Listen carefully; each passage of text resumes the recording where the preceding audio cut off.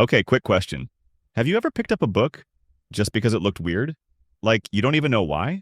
Well, that's exactly how I found this one. And honestly, I haven't looked at the world the same way since. Sometimes you don't go looking for a book. The book kind of finds you.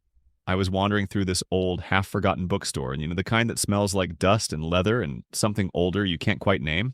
When this little battered book caught my eye, no flashy cover, no famous name, just a strange title and a weird sort of pull. I think we all have moments like that, right? Moments that seem small at the time, but looking back, they split your life into a before and after.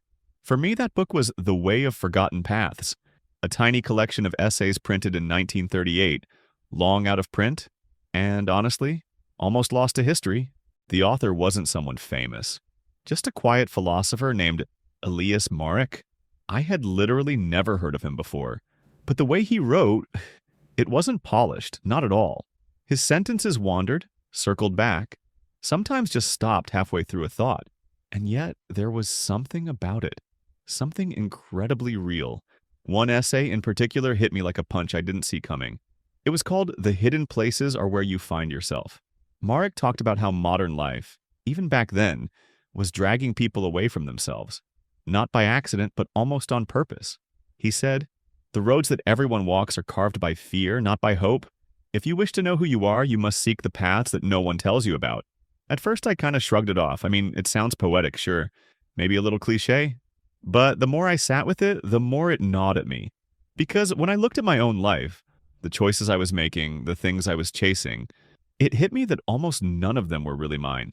They were inherited goals, things I was taught to want, without ever asking if they actually mattered to me. It's uncomfortable realizing that. Not dramatic, like a movie scene where someone shouts, "I quit," and drives into the sunset. No, it's quieter.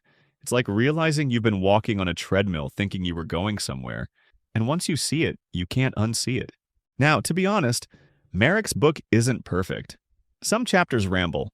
A few of his ideas feel, I don't know, a little naive maybe? There's even a part where he talks about completely rejecting society, which, let's be real, most of us aren't going to do. We have jobs, families, responsibilities. But still, there's a strange kind of clarity he taps into. Maybe it's not about running away. Maybe it's just about noticing when you're living someone else's dream instead of your own.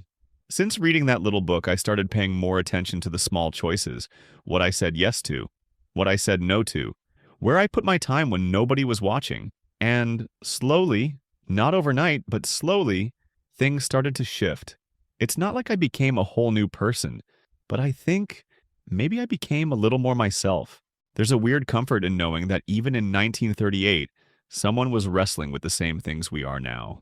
It makes you feel a little less alone, you know? So, if you ever stumble across a dusty little book that no one's ever heard of, maybe don't walk past it. Maybe, just maybe, it's holding something you need to hear.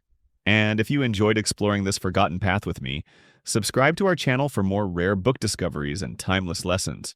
We're just getting started uncovering all the hidden gems the world has almost forgotten. Oh, and if you've ever found a book that changed you, even in some small, strange way, drop it in the comments. I'd love to hear about it. Until next time, keep walking the hidden paths.